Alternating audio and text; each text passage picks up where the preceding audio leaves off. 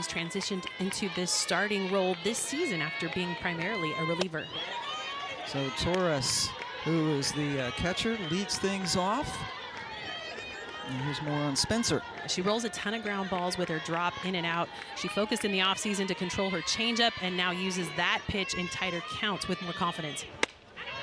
Spencer is doing a really good job. Her ERA, .82 on the season, top 10 in the nation. She has won 13 straight games going back to last year. And we talked to, so we have a little equipment issues. She's going to get some help from Logaleo over there, her third baseman. But we talked to John Rittman, the head coach, and he's been particularly proud of the way that Reagan has been able to really come on this year. And while we are excited to see Spencer in the circle, I think Kelly Torres is maybe the bigger story here tonight. Kelly Torres for Duke has never been in the leadoff slot for Duke in her career, so a very interesting move. Yeah, a bit of a shakeup in the lineup for head coach Marissa Young. Torres, a 5'5" junior, and last year in the ACC championship got her first career triple and one of the best reactions you would ever want to see. Torres not known for her speed on the base paths. This is a Duke team that had won 9 straight games before Wednesday when they lost a game to Campbell. A lot of unearned runs in that. And they're trying to bounce back from that. One of only 4 losses on the season. Logaleo is very solid over there at third. Julia Noller, the talented freshman playing first base with Cagle out of the lineup, grabs it. Yeah, good start for Spencer in the circle, and such an interesting idea to put Torres at the top of the lineup. Not a lot of speed. She has decent power, but I was expecting them to put a little bit more speed at the top of the lineup, put pressure on this Clemson defense, knowing that Claire Davidson was going to come right back up at number 2. Claire Davidson's numbers are absolutely eye-popping, hitting .451 on the season. Slugging percentage over .970. And a senior who had done some pitching in her earlier in her career. Now she's just swinging the stick. Pops that one up to Maddie Moore for the big second out. And look at Spencer just shining in the circle. Love the way that she comes out. She's a senior on this squad for Clemson and has just come in with so much better command. That curveball can be elevated at times. She can also elevate the screwball. She does not throw a rise ball very often. It's that changeup that has been the pitch that has come in and been a lot more effective for her this season. Now Mina Vega, another left-handed bat in the lineup, playing second base. First team All-ACC last year. Well, she hit .371, and now she's hitting over .400. Nice off speed. Well, Amina Vega had such an impressive freshman season. She had 19 multi-hit games as a young starter in the lineup for Duke. And she beat out Anna Gold, the number 4 hitter in this lineup, with the freshman record in home runs. So Gold said it. Amina Vega came right in and said, "I got you," and hit 12 of her own. Gold, now a junior, is on deck. Vega ahead 2-1. Sends that in to right center field. And a good job by Mackenzie Clark to cut it off to hold Vega to a 2-out single. There is so much speed in the outfield for Clemson, so the ball does not get to the wall very often, but Amina Vega punches this one right to the outfield. Mackenzie Clark there to keep it from getting too far away, holds her at a single, but the outfield for Clemson, so good to be able to track out there in left and right center. And now here is Anna Gold. You mentioned that she is a prolific home run hitter, and in fact, Duke career home run record. She now has 36, one more than Christina Foreman. That one is sent into left field, fighting the sun a little bit. Good job by Oda. Grab it, and that ends the first inning. Vega. Lily Walker gets a start? Yeah, I did not anticipate this. Lily Walker has not started a game all season and has only had 4 career starts at Duke. And this is a Duke pitching staff that is amongst one of the best in the entire nation. First in the nation in ERA at 1.25. Here's the specifics on Walker. And she fills the bottom of the zone with a drop and a changeup. Took 2 years to develop her curveball, but she's not afraid to get back at hitters with that changeup. So watch for that drop and change, bottom of the zone. Right up the middle, and a good dive by Vega, but the leadoff single for Moore gets things started off right for the Tigers. Well, this is a tough ballpark to play in, knowing that you've got so much crowd support. I mean, that's just a simple ground ball getting back up the middle, but it got everybody pretty engaged. And so to start off the game with a hit, a base runner, and a crowd that's ready to cheer. Another good crowd on hand. Jesse Harper over there, the first base coach for Clemson, was one of the greatest Arizona Wildcats. There have been a lot of them. Wow, Pam. Including the person to my right. Here's Alex Brown. Second year at Clemson after a couple years at North Carolina.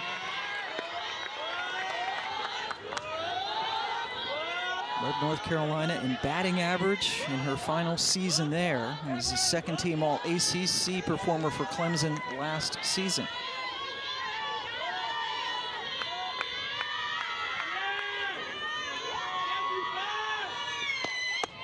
Tapia and Gold are playing in close on the corners defensively now for Duke. Which is unique. You don't necessarily crowd the plate for Alex Brown. She's got 3 home runs on the year, but the corners definitely pulled in to try to keep away the short game.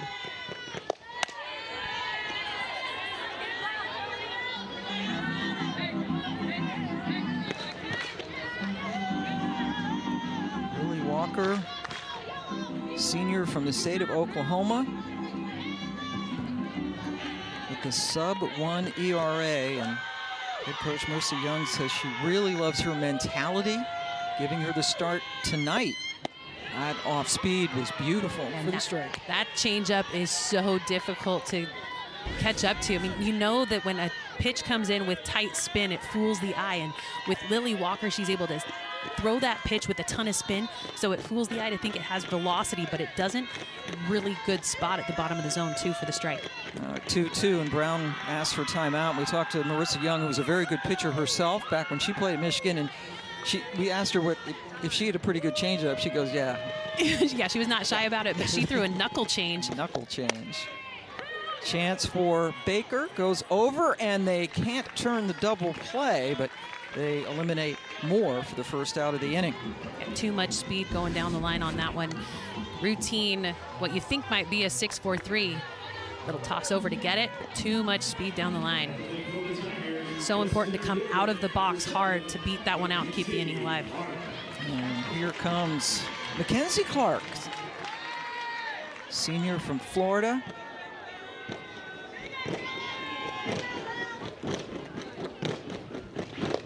And this is a Clemson program again, just its 5th year in existence. And the very first year was the COVID year. And John Rittman, just a legend, so great at Stanford and built this program from scratch, and really has such appreciation for all of these upperclassmen who took a chance on this program. Beat into the ground to Vega, who goes the short way to get the second out. Brown now on second. Yeah, you mentioned the way that he talks about these seniors, just almost admiration, because they came in, 2 of these players especially, Oda and Hyatt, came in with no stadium, no team, and just an idea. And he says they took a chance not only on me, but on a plan, and they're the pioneers that started the way that this standard would be set. And they certainly have delivered. So Brown on second with 2 away for Julia Noller, a freshman from Fort Myers, Florida, who just came in, just hit the ground running. Yeah, she was hot in her first collegiate at bat. She had a solo home run, had a 2-run home run later in that first game, but then got hurt on February 25th. Returned back to the lineup on March 28th, and they're so happy to have her back because she's now got 4 home runs on the year and is hitting over 300. I mean, for a freshman to be so dynamic, they need her in the lineup with a runner in scoring position. True freshman batting cleanup. That's lifted towards the shortstop, Jada Baker, who lays out and makes a terrific catch. Away from a perfect game. They lost the final to, who else? Florida State, 2-1. But Florida State not at the top of the standings this year. Duke is. Here's Giselle Tapia leading things off in the second inning. Pam Ward and Jenny Dalton-Hill joining you.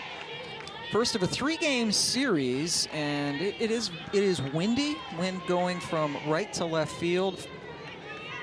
Feels like it's about 58 degrees right now, so chilly.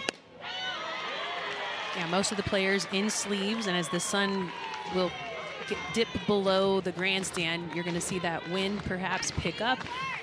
Long shadows cast across the field right now, but it's going to get a little bit chillier. We got lucky because the weather here yesterday was nasty. Yeah, it was bad. Ton of rain, and because of that rain, Duke was unable to practice on the infield this morning, and so this is their first time actually taking the field on this footprint.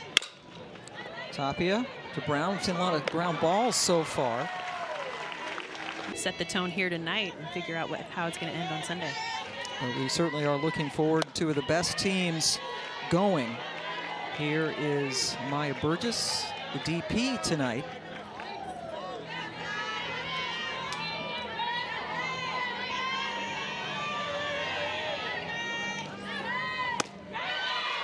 Swing and a miss.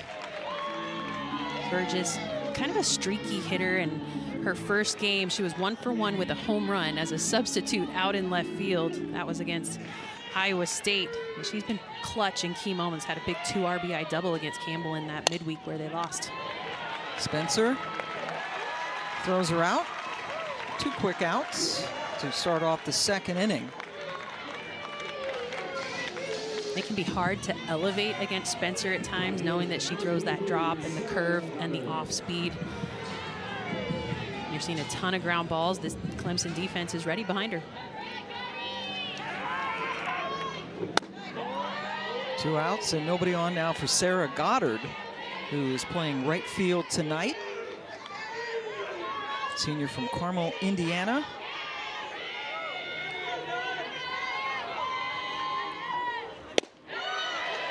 There's that changeup. That changeup is a difference maker because as a power hitter, a hitter, you're trying to square things up and be on time so you can hit your contact point. But when you get that changeup, you can get out on your front foot and it's hard to keep that barrel back. Spencer very quickly got the sign and then delivered the pitch. And another way to disrupt timing is to make sure that you're delivering your pitch in different sequences. You don't want to always stay in a rhythm. You want to disrupt the timing of the hitter in a lot of different ways. 2-1 misses, so a hitter's count now for Goddard. Goddard sort of the third outfielder on this team with Francesca Freelich and Burgess. Took it all the way to fill up the count. Well, the unique part about that pitch was that Goddard didn't even get to toe touch. I mean, I would expect her to be ready to hit everything. Held up on a pitch that looked pretty good on the outside part of the plate. Now the full count. Goddard. First strikeout of the game for Spencer. But that's how they get those series wins, like you were talking about, Pam. And they played both of those powerhouses. Clemson, there is Marissa Young, who has been with this team from day one. Clemson does not play either Virginia Tech or Florida State this season. In the rotating schedule, as Aaliyah Logaleo leads off, another mainstay in the lineup for Coach Rittman. On this past summer, or past December, Aaliyah Logaleo went back to America Samoa and met a lot of people and has actually asked us to say her name a little bit differently this year to honor her heritage. Right into the glove of Anna Gold. So Aaliyah Logaleo. You're welcome, Pam. So the line drive over there at third, that hot corner active early, but over there Anna Gold's got it.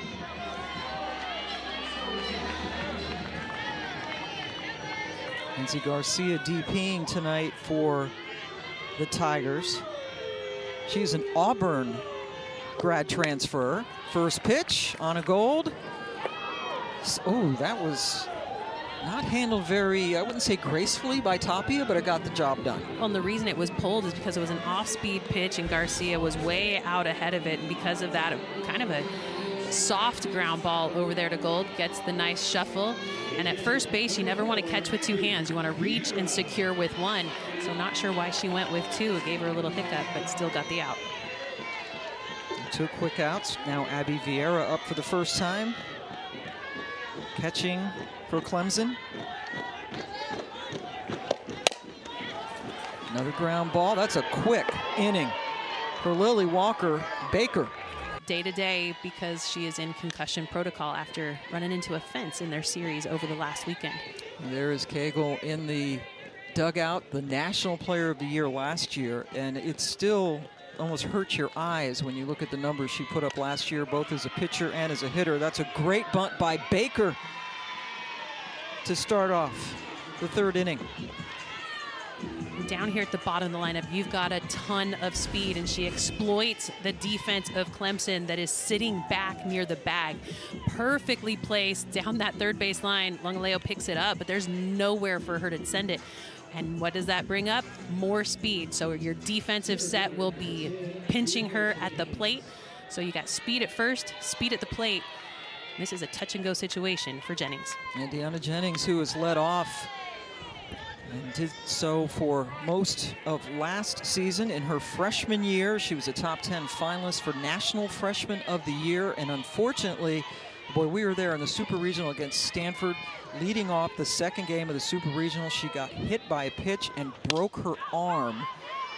And head coach Marissa Young says she is well on her way back now, but that was just a huge setback for them. It's devastating because as a leadoff hitter, you set the tone. You've got a ton of speed. You disrupt defensive sets. And so to have her out was difficult for them against Stanford. They ended up getting swept in that Super Regional. First time Duke has hosted one. And that 2nd game started at 9 a.m. Well, and Alex Leap back behind the plate recognized that Jennings' foot was out of the box. And so he holds that arm out to signify that he recognized it. It goes down as a strike. And that has been the problem with Jennings, hasn't it? It definitely has. Consistently out of the box. Yes, and because of that, I think that's a smart move to put her down here at the bottom of the lineup because you don't want to lead off a game with that. But so much speed, she is so important to have on the base paths. Hitting .388 on the season. She's also a dynamic center fielder. Yeah, those wheels never slump. So while she may put that foot out of the box and that can cause problems, those wheels are so important for Duke. But with Alex Leap already calling that, you know he's looking for it. And on the full count pitch, it just misses. And Duke gets the first 2 runners on, the number 8 and 9 hitters. And now we turn it over to Torres, who is leading off today. First free pass given up by Reagan Spencer. Torres grounded out to 3rd, her first time up, but 2 on and nobody out for the Devils. Shows bunt, gets 1 down, and she gets both runners over. Good job by Longaleo to come over and get Torres. Perfectly executed sacrifice bunt, just lays it down in the middle of the field. It's different mentality than baseball. In baseball, you want your sacrifice bunts to go down your lines because your defenders are so far away. But in softball, your pitcher is actually the furthest defender, and so you try to bunt that ball back to the middle of the field. So here's a sort of a conundrum. Yes, they are pitching to Davidson with first base open. That is lifted into Clark, tagging up at 3rd. Baker comes home to score the first run of the inning on Davidson's RBI sac fly. And I know you wonder, why would they pitch to Davidson knowing how good she is this year? Well, you know what happens, Pam? Right behind her is a more dynamic hitter in Vega. So you do have to go right at Davidson. Executed perfectly. You cannot leave the bag until the ball is caught. And so able to get that first run of the game. Duke on top. Another batter flirting with the 400 mark. That's a terrific pick behind the plate by Vieira to keep the ball in front of her. And she's just so seasoned back there. She has been the one that has anchored this program back behind the dish. They lost her for 13 games last year due to injury, but to have her back behind the dish this year sets the tone for these pitchers. Vega singled her first time up. And is ahead 2-0. Speedy Jennings over at second. And knowing how fast Jennings is at second base, she is looking for a dirt ball, meaning a ball that is a drop ball that is headed towards the catcher, where the catcher's knees start to come down to indicate that it's going to be a ball that needs to be blocked. So an aggressive base runner is looking for a dirt ball read that will give her an extra step, if not signal that she should advance, because it's so hard to get a ball out of the dirt, into the hand, and a throw down to third. And we saw that great play by Vieira to keep a ball in front of her, because Jennings was fixing to go to third on the first pitch of this at bat.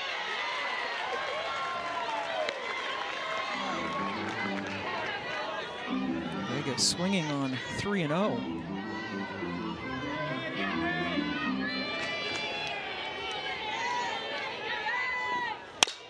Hit solidly. Jennings will score easily as that ball goes into the gap.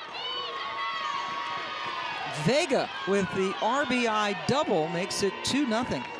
Yeah, the sophomore Amina Vega came on and made an immediate impact into this program in 2023 with speed, power, and now a very important leader for Duke with the bat. She has been able to come through in clutch situations, big hits against Virginia Tech in that series, and here a ball to the outfield that almost gets to the wall is tracked down by Mackenzie Clark. She still gets the double. 14th double of the year for Vega.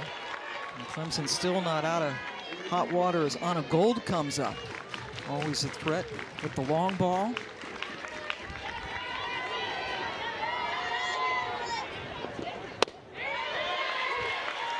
And the piece about Anna Gold's game that has improved this year, she's become more selective at the plate. In years past, she has just been hacking. This year, as a junior, she's been able to be more composed at the plate and swing at better pitches. That one in the dirt, picked up again by Vieira.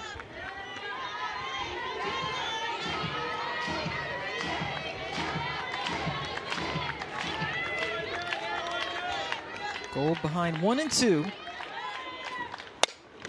Oh, 2-pitch to Gold.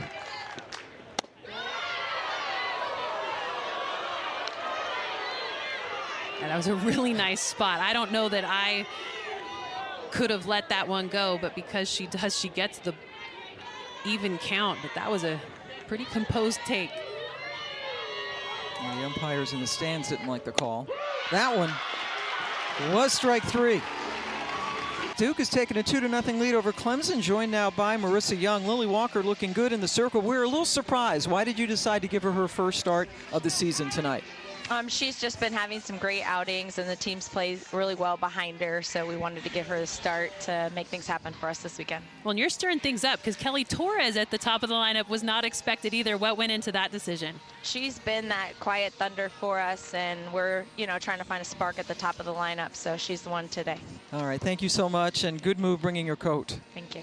All right, Coach told us she was almost late for the bus because she went back to get her coat. It's not that chilly, but the wind is a game changer. Hey, I'm a Cali girl too. Yep. Coach Marissa Young grew up in California. You don't grow thick skin out there. It's pretty warm.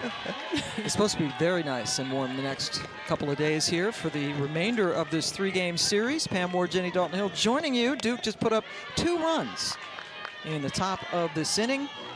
And there is Lily Walker. Yes, as Coach said, she really has had some great outings this year. Just her 4th career start.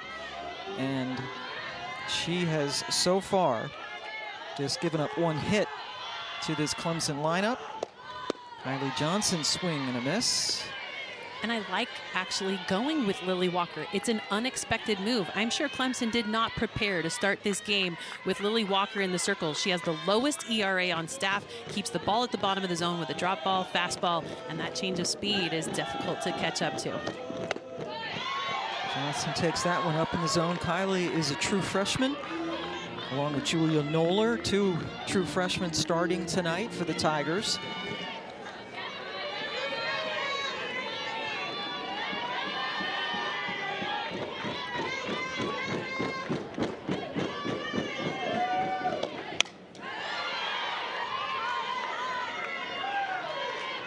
The sun is no longer a factor on the field. The lights are on here at McWhorter Stadium. It looks a little dark to me. Was an optimal time to hit with the light like this? I mean, when you get under the lights, the ball can sometimes feel like it's traveling faster. This is a tough time sometimes to pick up spin. So while as a hitter in the box, I like to hit with a lot of sunshine, or I like to hit under the lights. This time of dusk, it makes it a little bit harder to discern the spin of the pitch, and sometimes the speed can be deceptive as well. 2-2 to Johnson. Pulled the string, and Torres throws down to complete the strikeout. And you'll notice that Torres did not just pick up the ball and throw. She created a throwing lane, and that's what makes that play so important, because ball in the dirt, you can sometimes rush your emotions, but look at the way she signaled to get inside to give her defender out there at first base, Giselle Tapia, a clear signal as to where the throw would be coming from. And Torres has been the primary catcher for Duke since she set foot on campus. First pitch swinging. Oda sends it over to Vega. Well, Pam, that is such a mature defensive play by Lily Walker in the circle. She could have reached for that, but it ran the risk of being tipped and sent into the 3-4 hole. She realized that was going to be a stretch. She let it go, and Vega, such a good defender, made it look easy. 2 away as we go back to the top of the order. Maddie Moore led things off with a single and then was stranded in the first inning. Another changeup, and Jenny Dalton-Hill was a premier second baseman herself, so you liked it when the pitcher, you're like, please don't touch it. No, do not touch it, because I can cover my space. I know my distances, and now with Vega up the middle, she needs to definitely not go after that ball, because Vega's got her back. And Vega was in perfect position. That is sent into the sky. Jennings grabs it to end the inning. Lily Walker rolling along. Well, now by John Rittman, the legendary head coach at Clemson. And Coach, we've got to ask you about a scary thing here. Kyle Jamison with a screaming liner out in the got him in the dugout. How's he doing? Yeah, I think he's doing okay. They're taking a look. Dr. Murphy's here, so thank God she's here to take a look. But last I heard, he's doing okay. Scary incident, obviously, but hopefully he's okay. From what I understand, they're looking at him right now. So. Well, and another person on your team that is dealing with some of those injuries as well is Valerie Cagle in concussion protocol. So how is the team rallying without her in the lineup? Yeah, they're doing the best they can. I mean, next woman up, and I think we've seen that when we've had some injuries and some adversity this year, and I think our team's handling it really well, and you know, they continue to fight, and that's all you can ask for as a coach.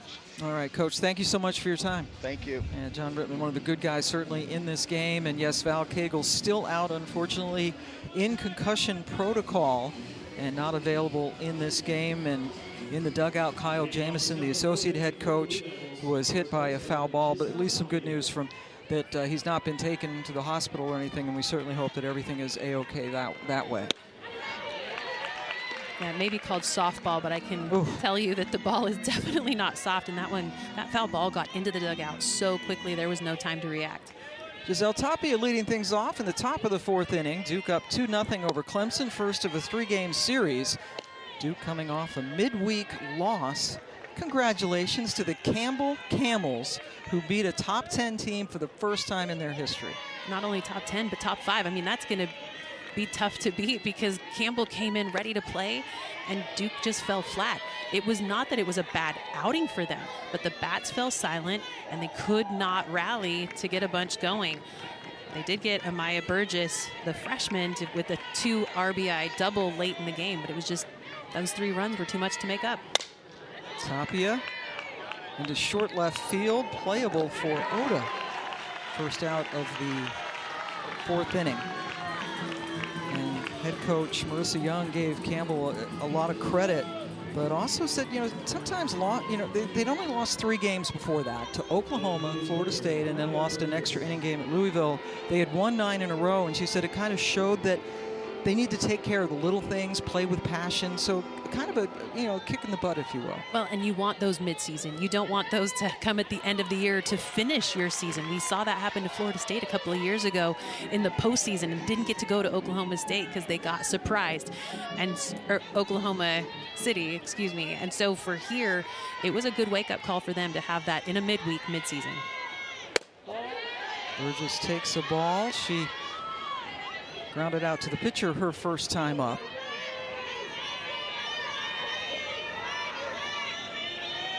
In one poll, Duke was #1 in the country after Oklahoma lost 2 out of 3 to Texas over the weekend. And then they lost their next game. Yeah, they did. There's no way to talk about that without saying it had nothing to do with the rankings. Right. It was just that point in the season where they needed a wake-up call, and it happened right after that ranking came out. Strike put in there nicely by Reagan Spencer. Clemson missing Valerie Cagle, and that's a double ouch because she's an elite pitcher and also when she plays first base and is a good hitter. And that goes off the pitcher. Does that prove your point? That's why I'm pointing at it. Because when a pitcher touches it, it makes it next to impossible for a middle infielder to make a play on it. But this hard shot back at the circle, actually, I like that she went for it. But up the middle, you've got great defenders. Maddie Moore, I think, had a chance on that ball. But with the deflection, it puts the runner at first. So that goes down as an infield single. Sarah Goddard struck out, the only strikeout victim so far for Duke in this game.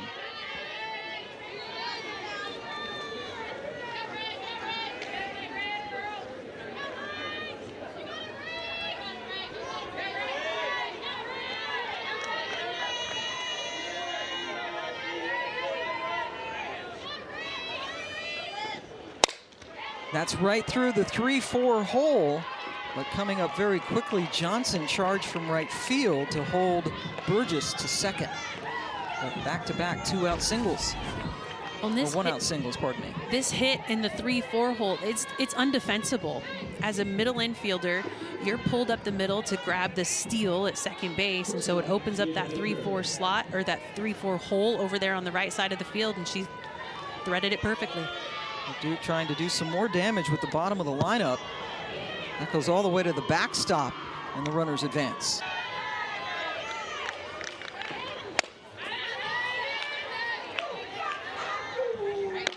Out of play with another really good crowd here at McWhorter Stadium, and literally right behind us, the baseball team is playing NC State. This is a fabulous venue. I've never been to Clemson, and I am loving the way that this is set up. That finds the grass. 1 run will score. Goddard holds at third as Baker gets her second hit of the night. Yeah, she's perfect on the night. It was a drag bunt that got her on in her first at bat, and this one, she gets fisted, but strong enough to push it over Alex Brown at second base. It's an easy advancement for another run. Marissa Young holds up Goddard at third. With runners on the corners, the defense is going to have to be creative with just 1 out. Jennings walked and scored on Vega's RBI double, trying to use her wheels to get on. Millie Thompson had been warming in the Clemson dugout.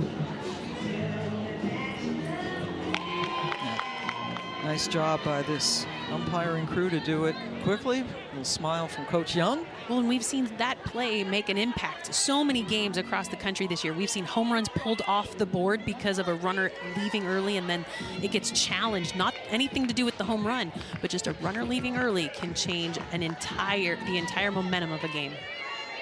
1 strike now to Jennings with the runners up now. Runner Baker down to second. A little cat and mouse in that first and third situation. So instead of throwing the ball to second, it was a hard throw back to the pitcher to try to draw the runner at third off, but Goddard stays put. And now 2 runners in scoring position. Jennings down 0-2. Strikes are out. And the best way to attack Deanna Jennings is on the outside part of the plate, knowing that that foot loves to come out of the box. It's out of the box again there, but a swing and a miss will record her as the 3rd strikeout of the game for Spencer. Now up to Kelly Torres. Leading off. Sack bunt her last time up. Quiet Thunder is what Coach Young called her in our interview. So here's Quiet Thunder at the plate. I don't know if I would like that name as a hitter. I want to be Loud Thunder. I want to make noise when I hit. You want to make noise. I don't want to surprise you. I want you to know that I'm hitting, right? Quiet Thunder. That just means it's far away, doesn't it? It's dangerous, that's for sure. Sneaks up on you. Yeah, all of a sudden, boom. That's a beautiful pitch. It makes me think of the Cars movie because Deanna Jennings would be lightning, and what comes after lightning? Thunder, right? So it's perfect. If you say so. Don't get the Cars reference. Wow, just missed. He's been consistent on that spot, though. I mean, that's what I'm looking for in an umpire, is an umpire that calls a consistent strike zone. So if he's not going to call it, I love the fact that he's staying with that. It's off the plate. I think that's a good call back there behind the dish. 2-2. Sent into left field. Fair ball. Goddard and Baker score as Torres, Quiet Thunder, delivers loudly with that 2-out base hit. Well, and why is it important? Because it did come after lightning. You've got speed on the bases. She gets the barrel around with just enough juice to keep it inside. With 2 outs, you know you are running on contact. So over there at second base, Baker taking off on the hit without the expectation of a stop sign. Because of it, 2 more runs up on the board. Two-run single, pardon me, and then she took second on the throw. And that's a miscue by Clemson. I expect their defense to be ahead of that. The run had already come across. That throw needs to go to second base, not into third. Claire Davidson, 0 for 2 so far. Did have an RBI sac fly last time up, but Davidson has put up some ridiculous numbers this year. Well, when we talked to Coach Marissa Young about Davidson, she said she's always been good, but the evolution of her started back in the summer of her junior year when she went and played in the Florida Gulf Coast League, was able to be the MVP of that league, and that just kind of bred this confidence that she came back to campus. At that time, she was pitching, playing defense, being a hitter. This year, pitching has been taken off the table and able to focus on offense. How much is the mental part of it, the confidence part of it important? Because you were an elite hitter too. I would say 95% of it is about confidence in the box, because you can have the ugliest swing, but if you have that confidence, you can hit a pitch anywhere. Sometimes when you start to doubt yourself is when you struggle the most.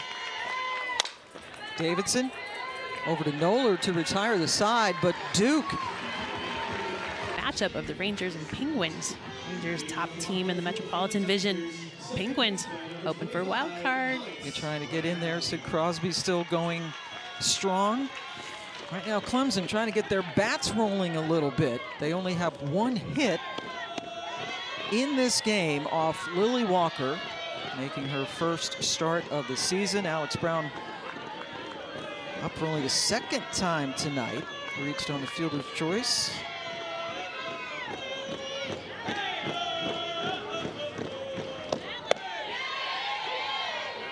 Clemson 28-11 on the season, 11-4 in the ACC. Coming off a sweep over Syracuse. They also have swept North Carolina this year.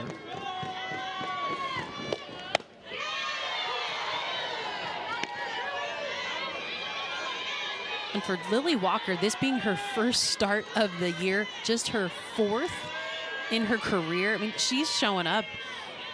Typically see her in a relief situation. She has no complete games. But is tonight going to be that complete game, or are we going to see Marissa Young come in and change the tone with a different pitcher? I've not seen anybody throwing or warming for Duke. A lot of trust in Lily Walker. She has the lowest ERA on staff. She's 9-1 on the season. Just 7 free passes coming into tonight.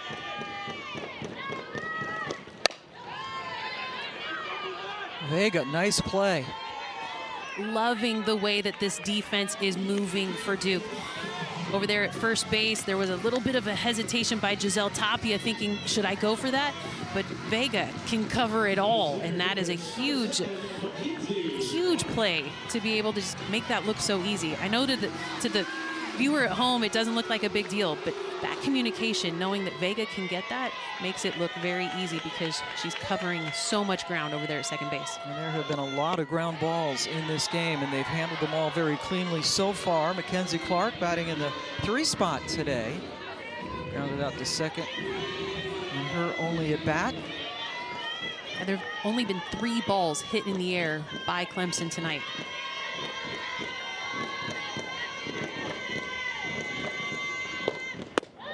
Just the 33rd pitch. How about that? She's only thrown 33 pitches. We're in the 4th inning. I mean, she had a 5-pitch inning earlier. She's been so efficient. That also tells you Clemson is being very aggressive early in counts. She's behind 2-0, now 3-0. Clemson has only had 1 base runner. Check that, 2 base runners. Maddie Moore singled to lead off. That's been their only hit. And then Brown reached on a fielder's choice right behind her in the 1st inning.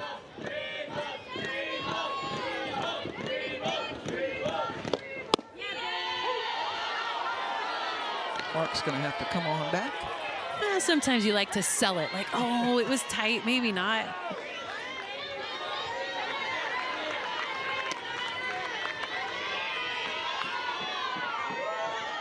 Now we're 3-1. That was definitely out of the zone, and now Julia Noller comes up, the very dangerous freshman cleanup hitter. Well, that pitch left a little bit high. First free pass for Lily Walker here tonight. Just her 8th walk on the year.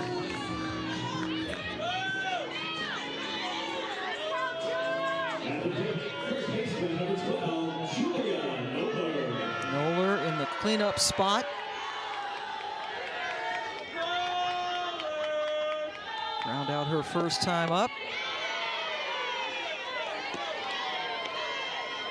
Started her off with a slow one. Well, and that's why the deep breath. You have to reset as a hitter. When you chase a changeup in the first pitch, it shows that you're being aggressive, but you have to reset your mindset and step back in. So the freshman trying to just regain her composure. Little half swing. It's off the glove of Tapia, who was able to recover in time, but Clark heads down. Tony out pitching this year, but is hitting for the Dodgers, where he's making a good living. Yes. He's doing all right. You can bet on that. Leah Lungaleo up with an opportunity to get a big 2-out hit. And some activity for Clemson as now for Duke, we have McCubbin up, in the Clemson bullpen. And for Duke, they have Danny Drugmuller up.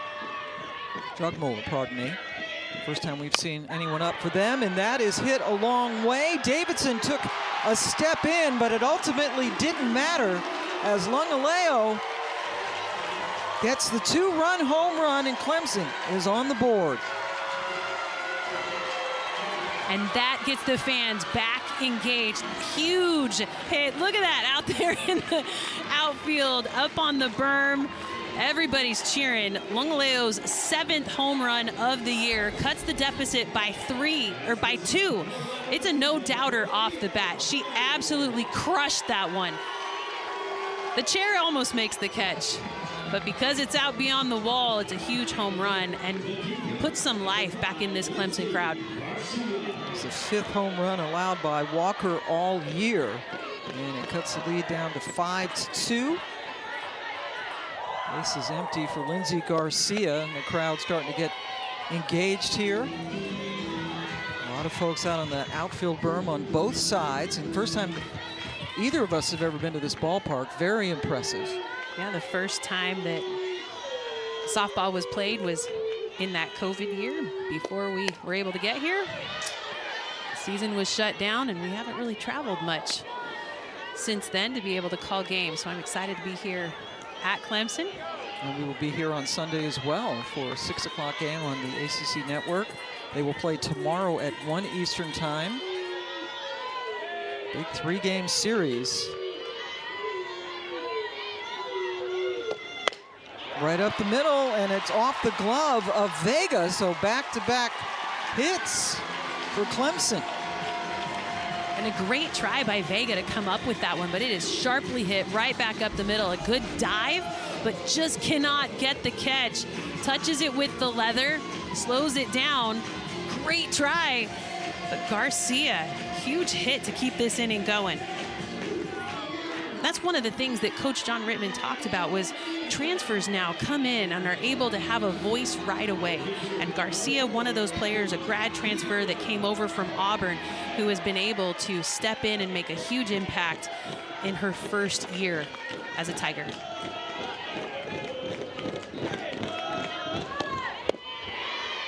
I guess technically it's not her first year as a Tiger because Auburn was Tigers and, you know, the whole thing. Had to stay a Tiger, but would switch schools. Maybe a different growl, I don't know, but doing a good job in the orange.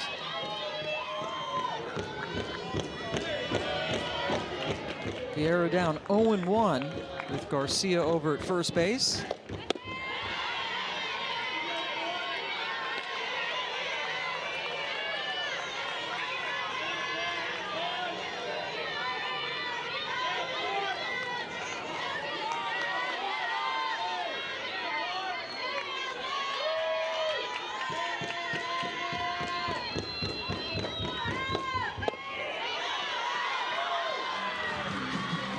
One of the things that helps Vieira is the fact that she sits behind the dish all game long. She is probably, between her and Torres, they know the zone, the strike zone better than anybody out here on the field. And so for her to step in, she is able to stand in confidence. Very unique batting stance as she stands tall with hands down low and then gets into that launch position at toe touch.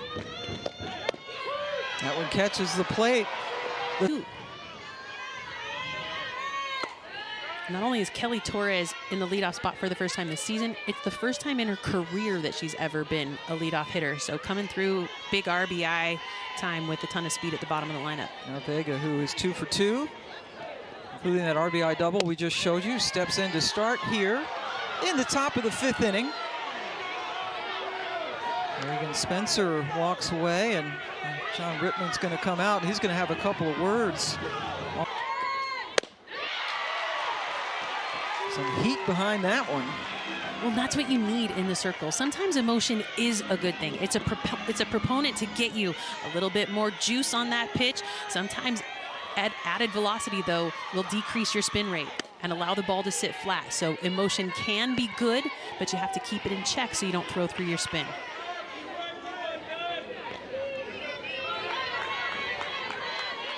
Spencer coming in unbeaten on the season at 8-0, but has been touched up for 5 runs, all of them earned in this game.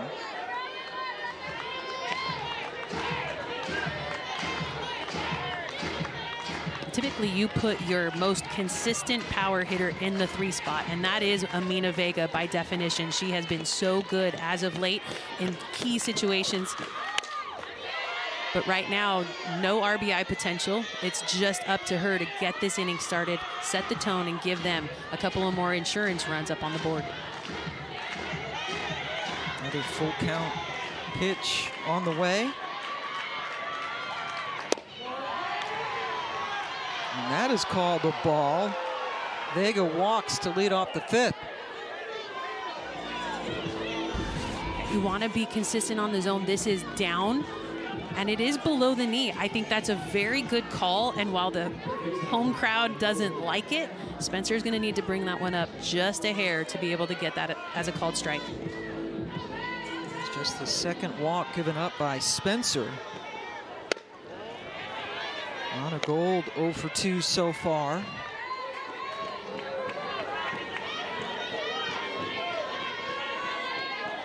Junior from Ballston Spa, New York. And Marissa Young talked about how this is a team that has a new hero every day. They have a pass-the-bat mentality. There's 9 hitters with double-digit RBI on this squad. 4 players with a plus 500 slugging percentage. Come down to just making sure that you're not doing too much, just poking the ball to the grass. That finds the outfield grass. Gold's first hit of the game, so the first two on for Duke here in the 5th. And knowing that you're facing a pitcher that fills the bottom of the zone, you cannot try to elevate. A lot of times that just creates pop-ups or mishits that are weak ground balls. So when you face a drop ball pitcher, one of the ways you can combat it is to move up in the box to be able to catch it before the break, or just stay low with your swing plane through the zone. Tapia tried to get a bunt down. This is a Duke team that leads the entire country in earned run average, but as we're seeing tonight, this team can hit too. They definitely can. As a team, they come in with a .339 batting average as a squad. They've got some speed too with 46 stolen bases. Tapia shows bunt again. Falls behind 0-2.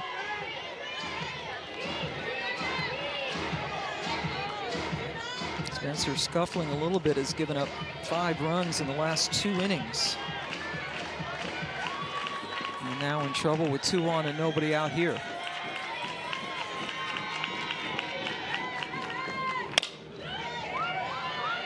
Play to first for the first out of the inning. Vega now down at third, Gold at second. And while Giselle Tapia was not able to get the sacrifice bunt down earlier in that at-bat, that's basically what she was able to do. It doesn't come off as an at-bat because it was a swinging bunt, but gets the same exact job done by moving her runners. Gets the result and gets some good greetings back in the dugout.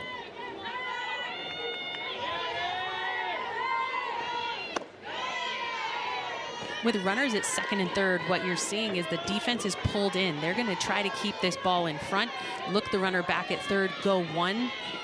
Or if the runners are being aggressive on the bases, they're going to try to hang her up over there between home and third.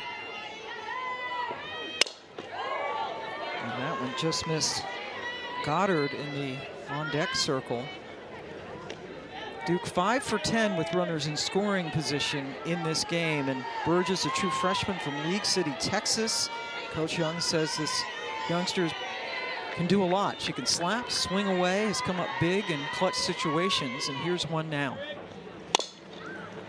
Just foul. She's been used in some unique situations, coming off the bench late in games. Coach Young talked about how she's been using her in matchups, knowing that this was going to be a situation where she needed some different tools at the bottom of the lineup. She gets the start.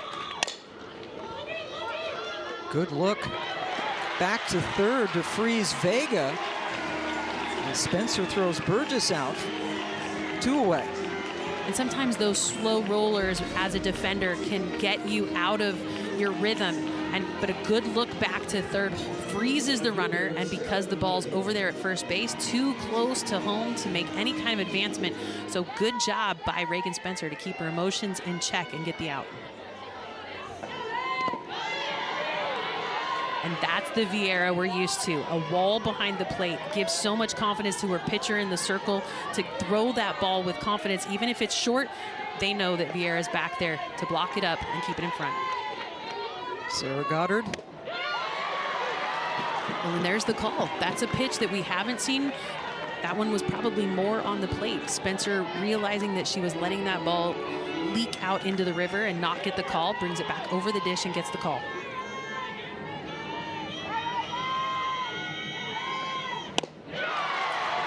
Huge pitch. That pitch right there is set up by the pitch before. So with that location of the previous pitch, Spencer goes right back to that spot with a little bit more juice and gets the swing and miss.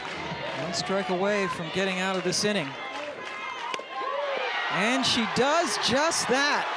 Reagan back out and try again. His softball team is down 5-2 to Duke. As we get things going here in the bottom of the 5th inning, Sean Poppy coming over from Tennessee, Chattanooga, where He was there for a couple years, had been on Kenny Brooks' staff at Virginia Tech. Kenny Brooks now the new head coach at the University of Kentucky. I think that's an awesome hire. Well, this is the time of year when you see a lot of changes in the basketball world. And so as the dust settles, you're going to start to see new faces all around the country. Kylie Johnson right into the glove of Vega, who absolutely just committed robbery. No, she's my favorite. I love the way that Vega not only plays second base, but the way that she is hitting at the plate right now, too. This looks to be a for sure hit in the 3-4 hole. She says, no, not on my watch. Let me give you a little dive. I can throw from my knees, and we'll put an out up on the board. From the outfield grass, what a play by Vega, and that keeps the leadoff runner off the bases. Well, and Pam, you know that I am super critical of second basemen. Yes. I hold them to a very high standard. Right now, Vega's my standard. Okay. The Vega standard. The Vega standard. Vega value. Ariel Oda up for the second time, grounded out to Jenny's favorite second baseman, her first time up. I can't say she's my favorite. Well, second tonight, baseman. I'm saying okay, right now, tonight. we're I'm good living with in the that. moment. I'm good with that because my eye is still on Tiare Jennings, but she's moved over to short. So it's her RBIs, though, that I'm keeping an eye on all year. I've heard good things. Oda down 0-2. Good frame, but Torres doesn't get the call behind the plate. Lily Walker, if you're just joining us, getting the start today, her first start of the year, had been just brilliant out of the pen. 9-1 with a .87 ERA coming in. Has given up a 2-run home run to Lungaleo, and that's it. And I want to see Kelly Torres back there behind the dish receive that a little bit differently. It was a big catch and drag, and because of that, it doesn't even sell the pitch, and Torres is so much better than that back there behind the dish. 2-2. Hit right at... I didn't know that. I didn't either until I looked it up. Wow. I wonder why they were just... I'm guessing because they weren't sponsored anymore. Maddie Moore, the leadoff hitter. Singled to start this game off, and then Clemson got mighty quiet with the bats until Longaleo's home run in the last inning to get him on the board. Bottom of the zone. And this is scary. We talked about Duke leading the country in earned run average. This kid is out here throwing it, and we have Jayla Wright, Cassidy Curd also on their staff. Two excellent pitchers. Little excuse me swing, tough play for Gold, charges and safe. What a play by Gold, but good hustle by Moore. And Maddie Moore leads this team in stolen bases. You know she's got a ton of speed. And with that excuse me swing, she realized she needed to get out of the box so fast. That is the right call. Stretching like they used to do. Because you're right, if she had her right foot on the bag and stretched, she would have been out. But great job again by Coach Mayer. And credit Moore for hustling all the way. But that was a tremendous play by Gold just to get to it. So we've seen Vega at second and Gold at third just in this inning, getting to balls that appeared to be hits. So 2-out base runner now for Alex Brown.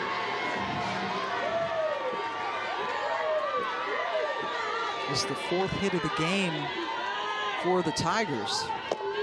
Moore has 2 of them.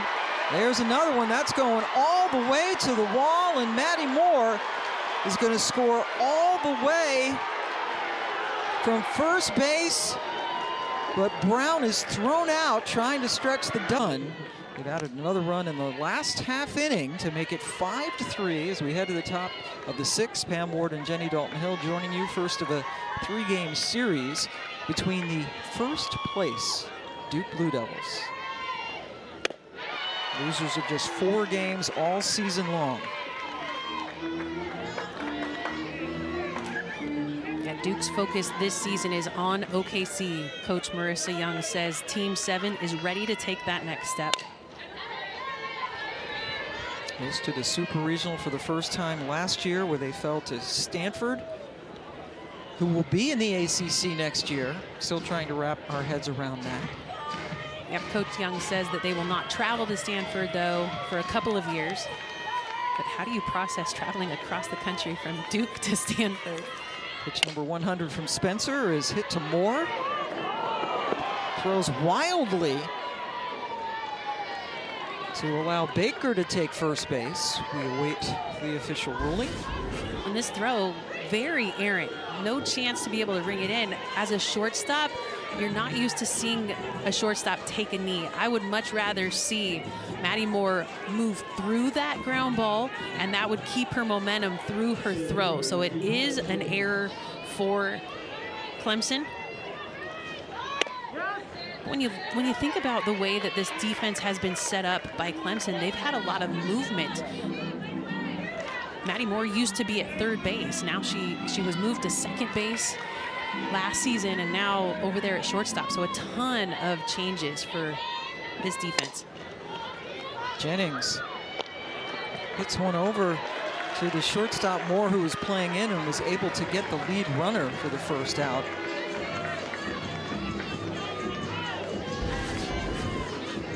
A little hesitation in the throw to allow the second baseman to get into position. Hesitation prevented the turn, though. Pardon me, that was the third baseman Lungaleo with the play. She couldn't get to that one. First pitch swinging. Kelly Torres, who last time up had a 2-run single, stings that one into left field. Same kind of hit as last time, a line drive out to left, and she's doing so good here at the top of the lineup. She makes me feel silly for questioning the decision to put her there, but to be able to put her at the top of the lineup with RBI potential, with the wheels that sit down at the bottom of the lineup, Marissa Young with a huge change, putting Kelly Torres at the top of the lineup for the first time ever. Claire Davidson has not gotten a base hit. 0 for 2 with an RBI sac fly, dropping her average to 442. And a chance to get some of those runs back. Well, knowing the way that Duke has been hitting the ball this year, you've got to find hitters to attack, and Claire Davidson is that hitter that I would circle. Leads the team in average, in home runs. It's one of the most consistent bats in the lineup, and after Vega, the most hot bat in it. But that's why Vega hits behind Davidson. They protect each other there.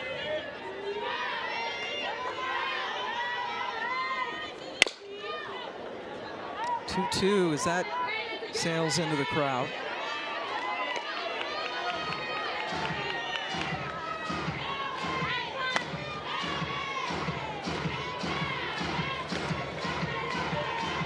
Souvenir, right? They don't make him throw him back here? I'm gonna have to ask, because that kid was running like she was like, I'm not giving this ball back. She's in shorts. 2-2. It's off the plate. Now a full count. Big pitch. What is she going to do? I don't know, but that girl needs to run, because if they know that she's still got the ball, it might go away.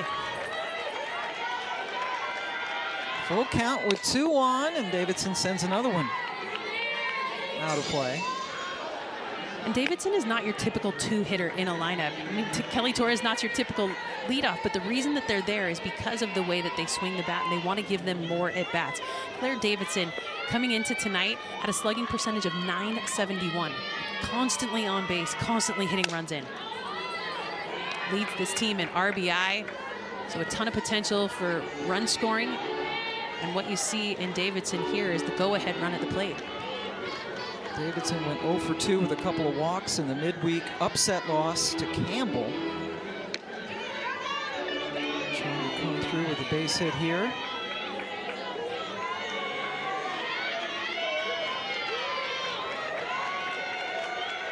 Jennings at second, Torres at first. And now the bases are loaded. And while it sounded like that hit the knob or the bat, it actually hit the arm guard of Claire Davidson. One of the ways that you attack strong hitters is to try to get the ball up and underneath the hands of the hitter. It's hard to keep that ball fair with power. But rode that ball in too tight and loads the bases. And they are loaded for Amina Vega. She's been on base all 3 times, single, RBI double, and a walk. And a SportsCenter-worthy play at second defensively. McCubbin back up throwing in the Clemson bullpen. 1-0 sent into left field and foul for Vega. Well, then the discussion comes in, do you catch a foul ball in the air, knowing that Vega has the potential to drive it deep into the gaps? Would you do that, trade a run for an out in this situation? Jennings, who runs like the wind, is over at third. I mean, having Jennings on third is actually the best case scenario for Clemson. If Jennings was on second, a ball to the outfield would give her the chance to score because of how fast she is. But with her on third, it helps. Now, you don't want to walk in a run. That would be the worst case scenario.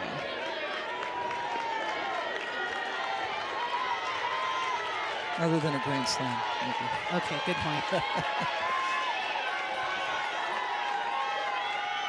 Duke has hit 6 grand slams this year. Vega looking for her first, fights that one off.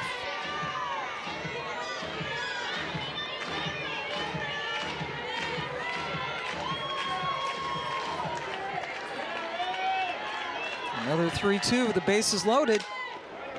Another ball in the air, and that is foul, but did leave the yard. Well, and Duke has had 6 grand slams this season. None of them have been hit by Vega. Thanks to Karen John, one of our statisticians. We have the 2 Karens, Karen Blackman. That's right, Karen Blackman in the booth. Karen John's hitting me up on my phone to let me know. Fisted foul. Vega at the plate. Mercy Young just loves her. Says she's happy-go-lucky, just absolutely loves to play softball. Her kind of play. Well, and with this kind of swing she's got, she's very quiet. She does not have that stride foot, and now payoff pitch. That one is smoked into center field. Clark goes back, leaps, and makes the catch. Or actually, she did not make the catch. Pardon me. The ball just got over Clark's glove, and Vega has done it, hitting the grand slam. I thought she brought that ball back over the wall, but the way that she sat on the ground, I'm like, get up, that's only 1 out. You've got to make sure you get everybody. Huge, huge hit for Duke. I mean, that ball looked like it had a chance to be caught close to the wall. Oh, it hit her glove and went out. No wonder she sat at the base of the wall for so long. She was so close to bringing that one back, and what a story that would have been. What a great effort by Clark, but just off her glove. A great leap, dead center field, 220 feet away, and that traveled about 221. 7th grand slam of the year for Duke. And Vega's going to be talking about that for a while. So will I. Holy cow, that was... So the 7th grand slam of the year by 6 different players now that Vega has joined the Grand Slam Club. And what was a 5-3 game is now up to 9-3. Well, that's just one of those kind of plays that just takes the wind out of your sails. So out there in the field, you can see Vega still struggling, knowing that she was so close to bringing that one back. Mackenzie Clark still crouching until right before that pitch was delivered. She's going to be kicking herself. It would have been a spectacular catch. Well, and who leads off for Clemson next inning, Pam? Mackenzie Clark. 3-0. Spencer will be struggling to gather herself after giving up the grand slam. And here comes Rittman. That might be it for Reagan Spencer. Tremendous evening for Spencer in the circle, but it looks as though it will come to an end. It are rise ball and drop ball pitchers who have multiple speeds, and that's what McCubbin brings to the circle. She faces Giselle Tapia on a gold over at first base with the walk. And she will hit all 4 corners. She's got a curve, a fastball, rise, drop, and a changeup right there. Foul ball off the bat of Tapia. Up for the 4th time tonight. She's hitless so far. First of a 3-game series.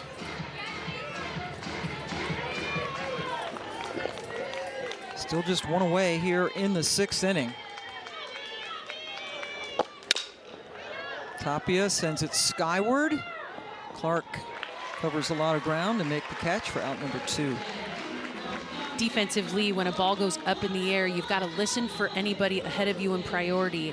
And on the field, center field has reign over everyone, over all infielders and over all outfielders. And I think right there, that was just her way of trying to get herself back into this game after a tough deflection over the fence for that grand slam that relieved Spencer of her duties after just her 3rd home run of the year. Burgess comes up. And that is called a strike on the appeal down to first. And you might have noticed when Tapia, before she went back into the dugout, exchanged some information with Burgess after seeing McCubbin for the first time, told her what she saw in her at bat. Such a mature approach to be able to pass along that information. Burgess now down 0-2.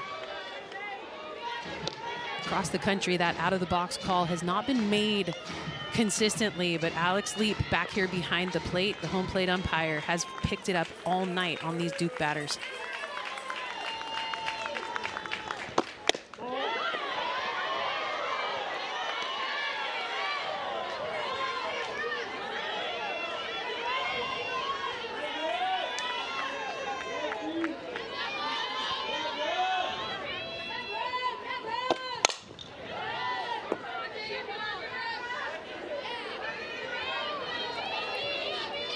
Or knowing that Burgess was recognized as being out of the box, you're going to see her use maybe one of the other tools in her tool belt. She's got short game, she has the slapping ability, but she can also swing away very effectively.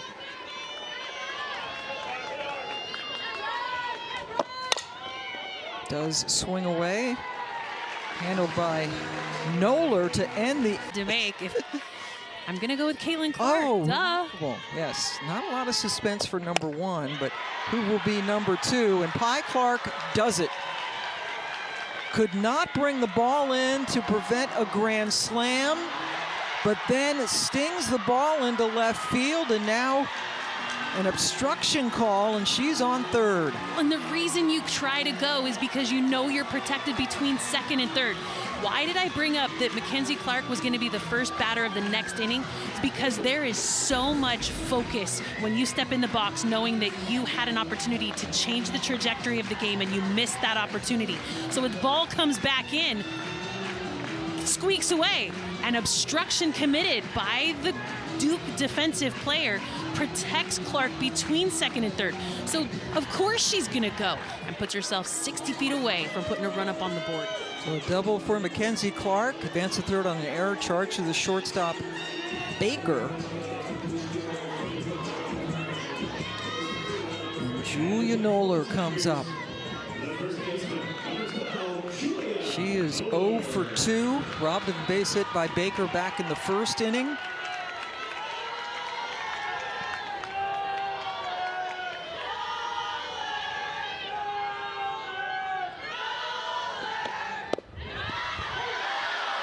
Walker with the strike. And they're just getting crankier here. The crowd not happy with that changeup being called a strike, bottom of the zone. But I tell you what, you'd much rather have it be called on the first pitch of the at-bat and not with 2 strikes. Now the 0-1. I would go right back to that pitch. If I could get that call, I'm going to try to fill the bottom of the zone because that's a tough pitch to really put a ton of juice on. Now you'll see something with a little bit more velocity. Clark over at 3rd, runs well.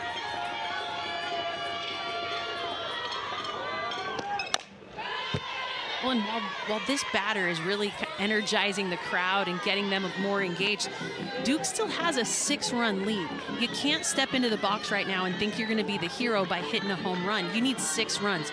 So the mentality of the Clemson bench needs to be pass the bat. Don't be the hero in this moment.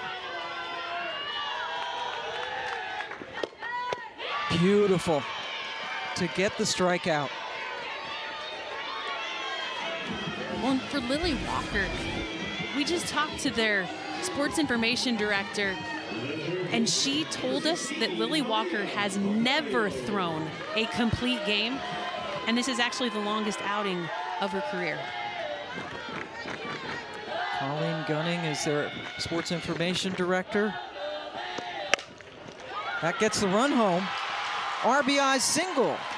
Galungaleo hit a 2-run home run her last time up. So she has driven in 3 of their 4 runs. And the conversation is different in both of these dugouts right now. For Duke, the conversation is, it's not a big deal. That run scored, but we still have the lead. But for Clemson, it needs to be, let's go, keep the energy, stay focused on the strike zone, and pass the bat. Still just 1 away for Lindsey Garcia, who singled her last time up. Clemson now with 7 hits. Walker very confident with that changeup. Well, and that's the pitch of the inning so far. She did get the strikeout on Noller with that changeup, but it is a pitch that is so hard to drive deep, and she's really sticking with it this inning.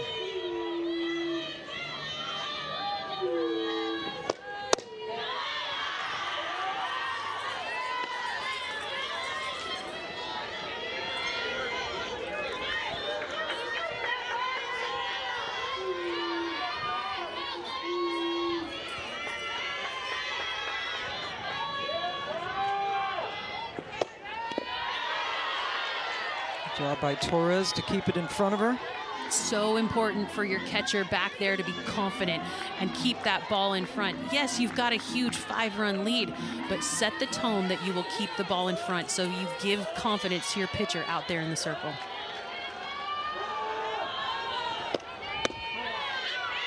Just a bit high. So many changeups this inning, Pam.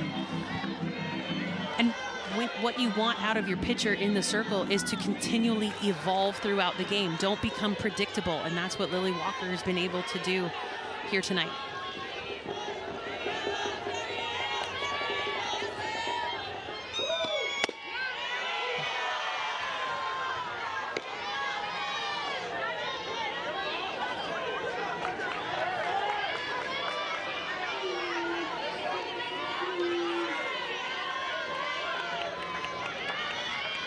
Garcia, the grad transfer from Auburn. Facing a full count. Pounces on it. Clubbed nicely by Gold. Throws across. Not in time. And then the ball got away from Tapia. And that enables Galungaleo to get over to the third. And this is the moment where I want to see who are the vocal leaders of this Duke squad. This is a hard shot down the line. Gold gloves it, dishes a nice throw across the diamond, but with the exchange of contact between. And so an action clock violation? No, time was called before the action clock came into play.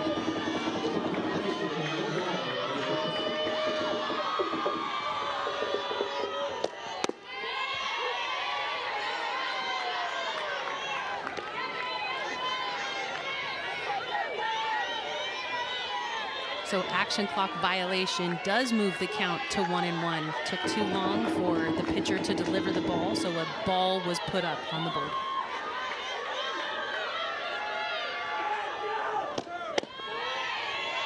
And there is a clock that is visible under the main scoreboard out in right field that the fans can see. Lily Walker with the longest outing of her career. First start of the season, just the 4th of her career. Runners on the corners, a run in. Perfect bunt laid down. Gets the run home. JoJo Hyatt, consummate team player, delivers for the Tigers. And that's actually the exact same play that JoJo Hyatt had against Pitt in the first game of their series, a squeeze bunch. She was brought in to execute just like that, to put a run up on the board. Perfectly executed by JoJo Hyatt, not trying to be fancy. Everybody in the ballpark knew that she was putting that ball on the ground. And on the pitch, the runner at third taking off. And Clemson able to plate another one. Millie Thompson a little excited about that. Yes. It's always so hard to get Millie Thompson animated. I was going to say. It's more difficult to keep her still. Probably. It is Crazy Hat Night here in honor of Millie Thompson's career of wearing crazy hats. All started with the pink captain's hat, I think, and it's evolved into, it's kind of taken life here at the ballpark. It's a thing now. Kylie Johnson now up with 2 away. And Ariel, the pinch runner, over at second. 2 runs in for the Tigers. Good response after a grand slam in the top of this inning by Amina Vega that just got out of the glove of Clark over the center field wall.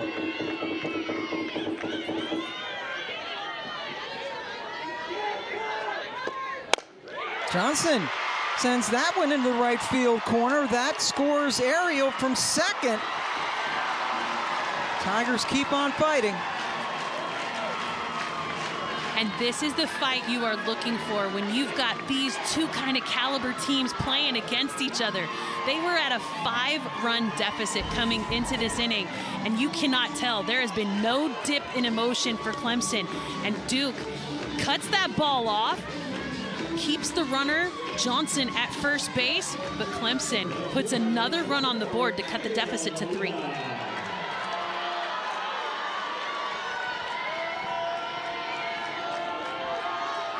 Lily Walker staying in the game. And here's Ariel Oda.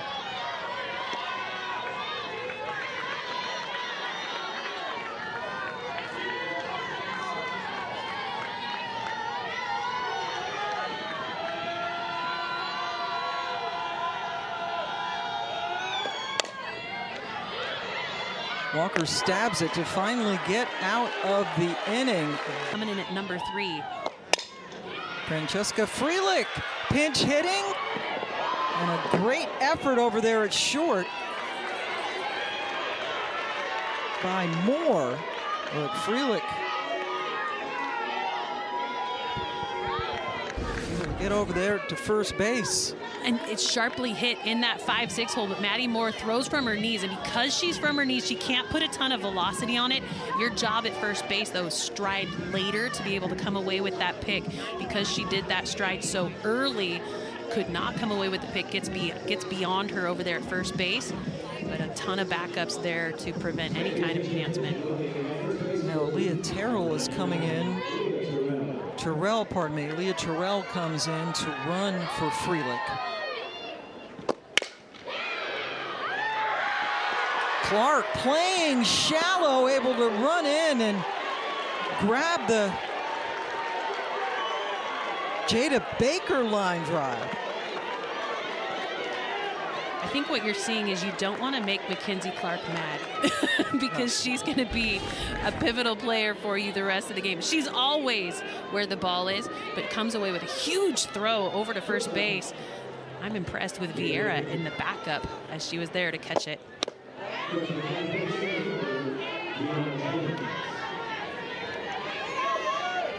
Clark playing shallow, able to grab that liner for the out. Now Deanna Jennings, number 9 hitter.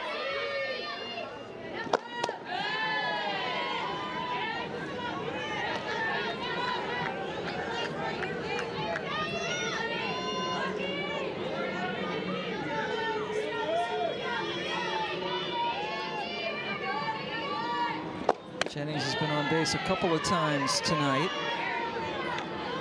And Pam, I don't know why McCubbin is choosing to not go with the outside pitch. You know, Jennings steps across the line in almost every at bat. So as she is running through, that left foot steps across the line. Jennings taking all the way. It's a 4-pitch walk.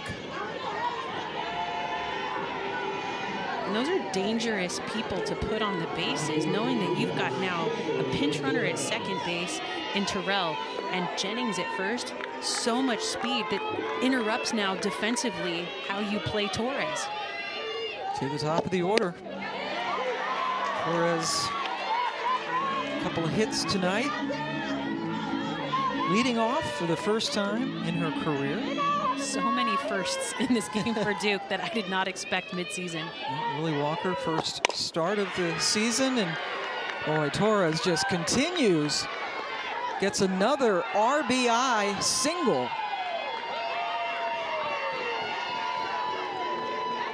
Her third hit of the night. But now,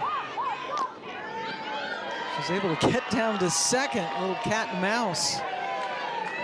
And we've seen Duke do this multiple times this year with a runner at third base and a batter that gets to first with second open. They do exactly what you call it, Pam, the cat and mouse of getting the ball to the defender and trying to keep the advancement from happening. There, no score happened, but against Virginia Tech, we saw it happen twice where they were able to plate 2 runs in that very same kind of situation.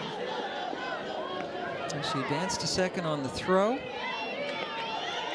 Terrell scores, and here's Claire Davidson, who's due. Hit by a pitch her last time up by departed starter Reagan Spencer. Duke has had base runners in all 7 innings, except for the second, so 6 of the 7. Davidson sends that one into left field, and it's over the fence. Claire Davidson, who had had a quiet night until right now, gets the 3-run shot. I mean, Claire Davidson is putting up the kind of numbers that give her the chance to be Player of the Year in the ACC. She has been able to be so impactful for Duke this season by taking pitching out of her arsenal. She is now one of those bats that you cannot sleep on. And even though in her first 4 plate appearances here tonight, she has not done a ton of damage, this ball is left meaty, and she takes a huge hack going oppo for her 14th home run of the season, team leading. Also leading the team with 49 runs driven in. Gets the lead up to 13-6. Crooked numbers for Duke in every inning in which they've scored. 2 in the third, 3 in the fourth, and then 4 in the last, each of the last 2 innings.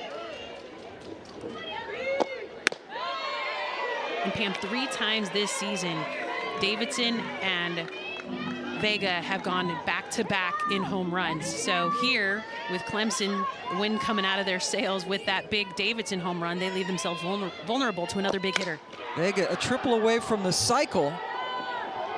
Sends that one to the track where it's handled by Oda.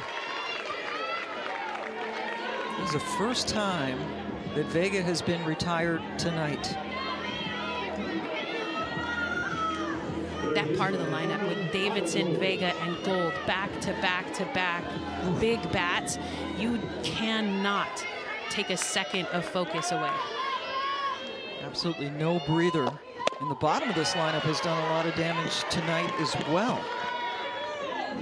13 runs on 13 hits now for Duke.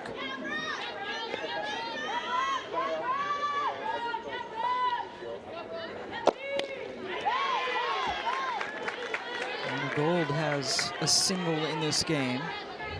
Most home runs in the history of this Duke program. And Pam, you talked about how the bottom of the lineup has done damage. They've only had 4 hits in batters 5 through 9, so most of the damage happening at the top. They have gotten on base a lot, though, as Yes. you basically just. And they're not going down. down. They're not. They're not going down via the strikeout, Right. Or they're putting the ball in play, and that's the kind of pressure you have to have at the bottom of the lineup. Jada Baker, probably the most impactful batter, hitting 9th or 8th in the lineup. But if you're looking for big key hits, the top of the lineup. Oh, man. Okay, Jennings, the number 9 hitter, has been on base 3 times and scored 3 times, but has not gotten a hit. I would say that's impactful. It is impactful, but not with the bat. It's because it's her legs. And that's why they're there. They're table setters, right? They put those table setters down at the bottom. You don't typically see Jennings in the 9, and you don't typically see Torres at the top. But because of the shift in the lineup here tonight, that's why the bottom of the lineup is being able to be so helpful. Gold strikes out to end the inning. In 3 seasons. Last chance here for Clemson as we look at Danny's scouting report. And she's got decent velo, but won't overpower hitters. She's got that rise and drop combo. The vertical movement. Does trust that changeup as well. Starts off with the single. Maddie Moore, the top of the lineup, on for the 3rd time tonight with her 3rd hit. And this is just a poke out to the outfield. When you face a new pitcher, sometimes it's hard to get your timing. But at the top of the lineup, Maddie Moore takes advantage, goes the other way to start the inning off the right way for Clemson. Alex Brown, RBI double her last time up. First of a 3-game series. They will play here tomorrow at 1 Eastern time, 1 local time. It will be senior day. And then the series concludes Sunday night, 6 Eastern on the ACC network. Well, Pam, it's kind of crazy to think that we're sitting in the middle of April and this is the last regular season homestand that Clemson has. So they'll be on the road to finish out. At Notre Dame last weekend, where we will be next weekend at Notre Dame, and then they finish up at Louisville. ACC Championship will be in Durham this year. Duke will be hosting it.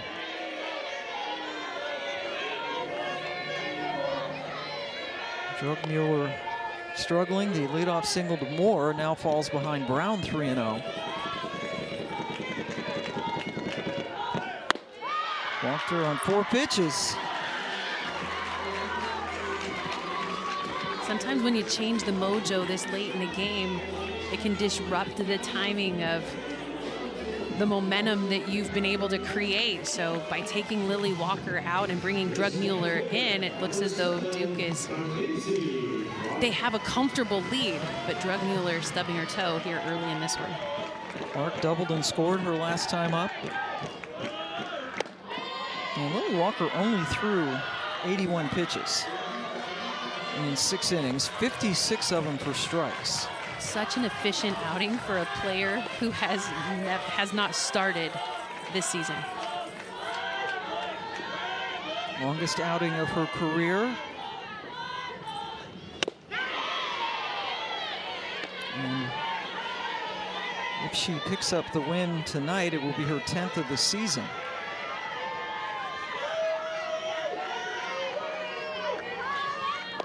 Just now putting that jacket on? A little chilly. She's been working.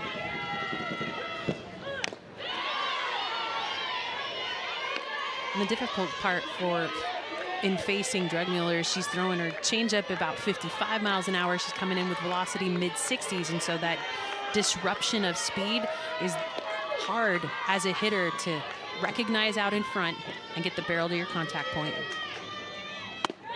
Way up top.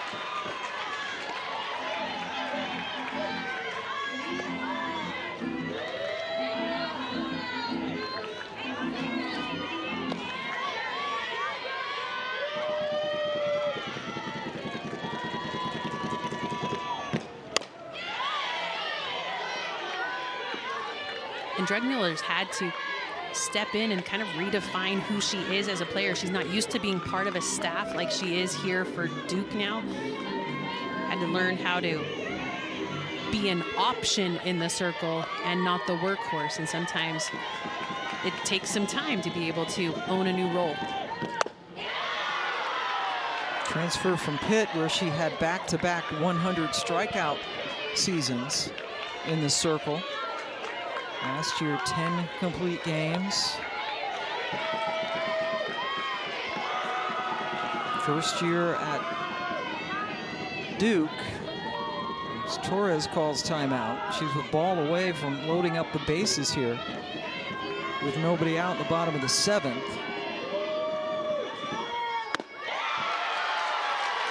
Back-to-back walks. Bases are indeed loaded. And the crazy part about that, Pam, is the fact that Drugmuller shook off the pitch, called her own pitch, and didn't throw it for a strike. And so that'll warrant a visit to the circle.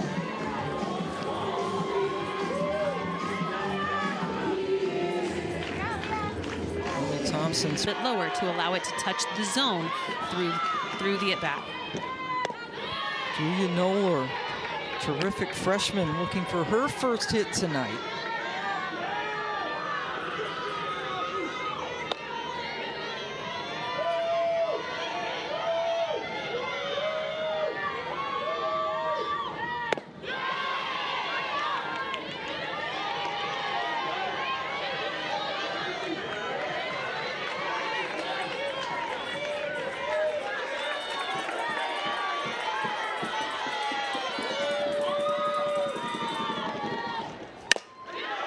That one is gobbled up by Vega, finally to get the first out of the inning, but another run crosses the plate for Clemson. And I know that Drugmuller wanted to be tight on the zone, but in an 0-2 count, that pitch is way too close to the plate. I want to see that rise ball out of the zone on that pitch rather than on a 3-2 count. Know your count, know where that ball needs to go. Don't leave that one big enough to allow a run to score. So now Leo. It was a home run and an RBI single.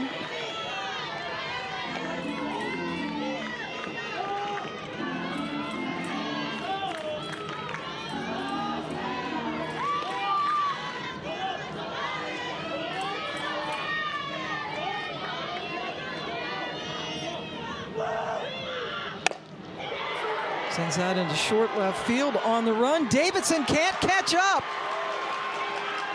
Another run comes in. Clark had to be careful over at second in case the ball was caught, so she's at third. Leo with her third hit of the night. And Pam, that one was absolutely roped off the wall. I thought it was going to leave the yard, and it was about 5 feet from doing so, but off the wall it rebounds, and out there in the outfield you've got a ton of speed. So while Davidson couldn't track it down, right there to back her up was Jennings to get the ball in quickly. And because of the way that Drugmuller took the field, we re-enter Lily Walker. That's what you can do in softball. So Lily Walker didn't get a chance for the complete game, but she can complete the game by coming in. Well, she's now 1 out away from being able to get a complete game, right? And I'm just sad that Lily Walker didn't get a chance to come in and put an exclamation point on this game herself. There had to be a little disruption in the middle, but the way that Clemson is attacking, I love their fight. I love that they have not rolled over and let this game end. They scored all 8 of their runs in the last 4 innings. So Walker comes back in. She pitched the first 6 innings, gave up 6 runs on 9 hits, but as we mentioned earlier, only threw 81 pitches. And we saw her over there. She initially put on her jacket and then got warm again just for this instance to come in and try to shut the door on a very pesky team. Lindsey Garcia up again. Drugmuller faced 5 batters, and all but 1 got on base. 2 runs in, she's responsible for the other 2 on the bases. When over there at third base, you have to be aware as a base runner, knowing that Garcia can be a predominant pull hitter. At third base, you have to make sure that you are advancing in foul territory. If you advance in fair territory and get hit by the ball, it'll be an automatic dead ball out. So at third base, so important that you stay in foul territory on your advancement.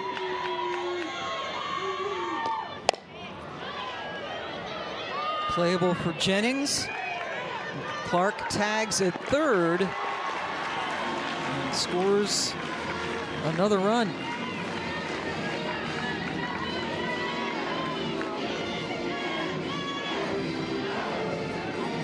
Take the circle like Lily Walker, gets a nice out. Another run does score. It will not be credited to her. That run goes back to Drugmuller. And now just one out away from getting the first game win in this series. Abby Vieira, the catcher, up now with Mangaleo over there at second. Clemson had a very impressive midweek win, shutting out South Carolina on Tuesday, 7-0. Much different story today as Duke has pounded their pitchers for 13 runs. But they have responded with 9 of their own. Vega finally ends the game, throwing out Vieira, and Lily Walker with her first start of the